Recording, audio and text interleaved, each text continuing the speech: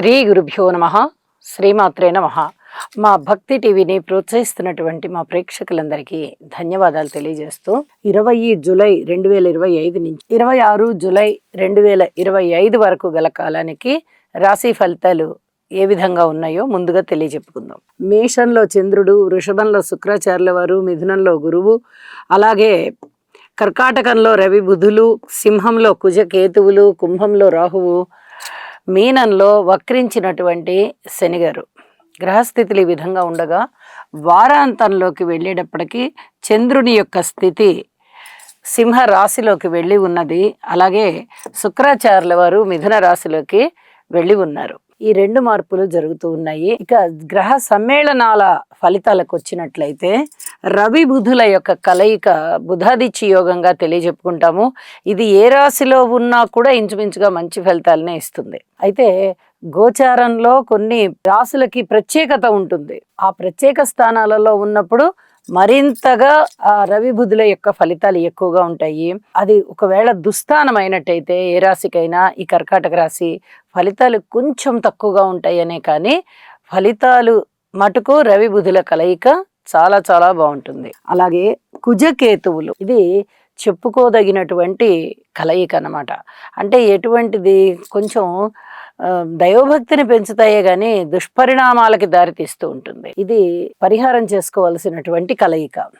అలాగే దృష్టుల విషయానికి వస్తే శనిగారి యొక్క దృష్టి శుక్రాచార్యుల వారి మీద పడుతోంది. ఇది ఆత్మీయత, ఆప్యాయత, ఆత్మీయత ఇట్లాంటి అనురాగాల విషయంలో భార్యాభర్తల మధ్య కొన్ని రకాలైనటువంటి అపోహల్ని, ఇబ్బందుల్ని తీసుకొని వస్తుంది. తప్పనిసరిగా పరిహారాలు చేసుకోవాలి.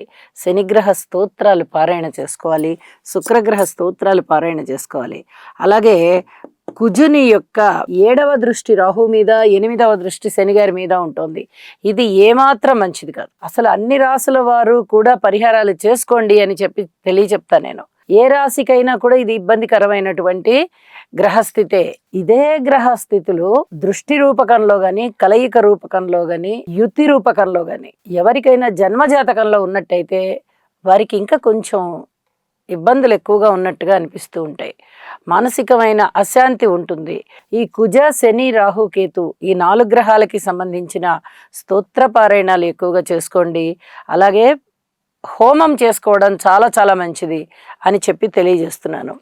ఇక గురువు గారి యొక్క 9వ దృష్టి రాహు గారి మీద ఉంటూ ఉంది. విభిన్నమైనటువంటి మనస్తత్వాన్ని తెలియజేస్తూ ఉంటుంది. ఇప్పటి వరకు ఎవరైతే దేవుడు లేడు, నాస్తికత్వాన్ని సూచిస్తూ ఉంటారో వారికి దేవుడు ఉన్నాడు అనేటటువంటి ఆలోచనలు వచ్చేటటువంటి అవకాశం. భగవంతుడు ఉన్నాడు అనుకునే వారికి ఇంకా ఎక్కడున్నాడు భగవంతుడు, ఇన్నాళ్ళ నుంచి చూస్తున్నాము, ఎక్కడ పరిస్థితుల్లో మార్పు లేదే అనేటటువంటి ఫలితం. అంటే ఈ 2 రకాలైనటువంటి మనస్తత్వము, ఆలోచనలు కూడా ఈ గురువు గారి యొక్క దృష్టి రాహు మీద పడుతున్నందువల్ల ఉంటాయి. కాబట్టి ఇక్కడ కూడా స్తోత్ర పారాయణలకి అవకాశం ఇవ్వండి, తప్పనిసరిగా చేసుకోండి. ఇక వారాంతానికి వెళ్ళేటప్పటికీ శుక్రాచార్యుల వారు గురువుతో కలిశారు. ఇది చాలా అద్భుతమైన యోగం. 2 గురువు గారులు ఒకటే రాశిలో ధన యోగాలు బాగా ఉంటాయి. ఏ ఏ రాశులకు ఉంటాయి అనేది తెలియచెప్పుకుందాము. అలాగే చంద్రుడు కుజకేతువులతో కలిసిన్నారు. 3 గ్రహాలు కలిసి ఉన్నాయి. కొంచెం మానసికమైనటువంటి చింతన ఎక్కువగా ఉండడము, ఎక్కువగా వ్యాపారం చేయడానికి ఉత్సాహం చూపిస్తూ ఉండడము. అయితే అందులో లాభాలు వస్తాయా అంటే లాభాలు వచ్చే మాట తర్వాత, ముందరైతే ఉత్సాహం చూపిస్తూ ఉంటారు. ఇలాంటివే ఎక్కువగా ఫలితాలు ఉంటాయి అని తెలియజేస్తూ పరిహారాల విషయంలో ప్రతి రాశి వారు తప్పనిసరిగా నవగ్రహ స్తోత్ర పారాయణాలు చేసుకోమని మరొక్కసారి సూచన చేస్తూ ఉన్నాను. ఇక రాసుల్లోకి వెళ్దాము. మేషరాశి వారికి ఈ వారం రోజుల కాలము గ్రహస్థితుల్ని పరిశీలించగా రాశిలో చంద్రుడు బాగున్నారు, ద్వితీయంలో శుక్రుడు బాగున్నారు, చతుర్థంలో బుధుడు బాగున్నారు, లాభంలో రాహు బాగున్నారు. 4 గ్రహాల యొక్క ఉనికి చాలా అద్భుతమైనటువంటి ఫలితాలని సూచిస్తూ ఉన్నది. అయితే వీరికి మనోబలం బాగా ఎక్కువగా ఉంటుంది. ఇది చాలా చెప్పదగినటువంటి సూచన.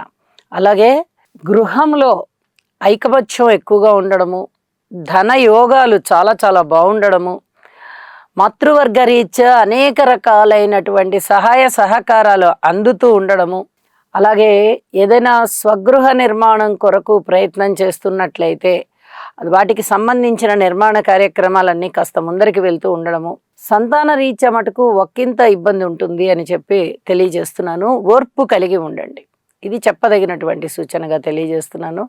ఇక రుణాల విషయంలో రుణాలు బాగా వస్తాయి, వివాహాది శుభకార్యాలు మంచిగా కుదురుతాయి, పబ్లిక్ రిలేషన్స్ బాగా పెరుగుతాయి, సన్మాన సత్కారాలకి అర్హులవుతారు.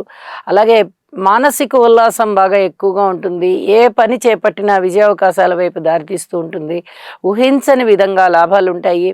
విద్యార్థుల విషయంలో చాలా అద్భుతమైనటువంటి ఫలితాలు ఉంటాయి. వారి యొక్క కొంచెం కష్టమైనా కూడా అత్యధికమైన ఫలితాలు, మంచి ఫలితం వస్తుంది. కాస్త కష్టపడి చదువుకున్న విద్యార్థులకి మరింతగా వారికి మంచి మార్కులు రావడము, ర్యాంకులు రావడము ఇలాంటివి అన్నమాట. చాలా చాలా బాగుంటుంది. వ్యాపారస్తులు బాగున్నారు, అలాగే ఉద్యోగస్తులు కూడా చాలా బాగున్నారు, మానసిక ప్రశాంతతతో ఉన్నారు. ఇవన్నీ కూడా చెప్పదగినటువంటి సూచనలే. ప్రత్యేకంగా మనము రైతులకి చెప్పుకుంటూ ఉన్నాము.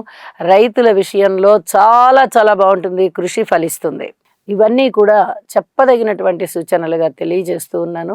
అలాగే ఈ స్థానచలనం విషయంలో కొంచెం అనుకూల స్థానచలనం కనబడబోవడం లేదు.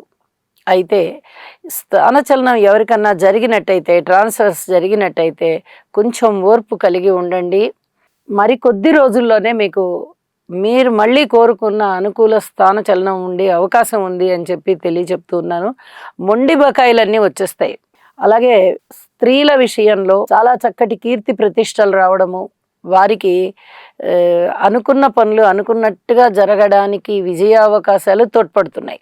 ఇది కూడా చెప్పదగినటువంటి సూచన. పెట్టుబడులు పెట్టవచ్చు, రుణభారాలు తగ్గిపోతున్నాయి, కొత్త రుణాలు కావాలంటే దొరుకుతున్నాయి, అన్ని విధాలా బాగుంది అని చెప్పి తెలియచెప్పడం జరుగుతోంది. అయితే పరిహారాలు తప్పనిసరి. ఏలినాటి శని ప్రభావం ఉంది కాబట్టి శనిగారి యొక్క స్తోత్రపారాయణాలు కూడా మరింతగా చేసుకోండి. ఇంకొక విషయాన్ని కూడా తెలియచెప్తూ ఉన్నాను. భార్యాభర్తల అన్యోన్యత విషయంలో కొంచెం ఓర్పు కలిగి ఉండండి. ఇక వారాంతంలోనికి వెళ్ళేటప్పటికీ శుక్రాచార్యుల వారి స్థితి తృతీయ స్థానంలోకి వెళ్ళి అక్కడ ఎక్కువగా రాణించబోవడం లేదు. అయితే చంద్రుని యొక్క స్థితి పంచమ స్థానంలోకి వెళ్ళి ఇక్కడ కూడా రాణించడం లేదు.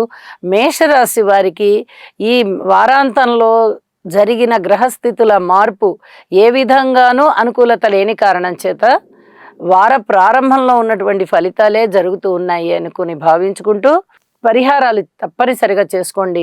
మరింత ఆశాజనకంగా మీకు ఉంటుంది అని చెప్పి తెలియజేస్తూ శుభం.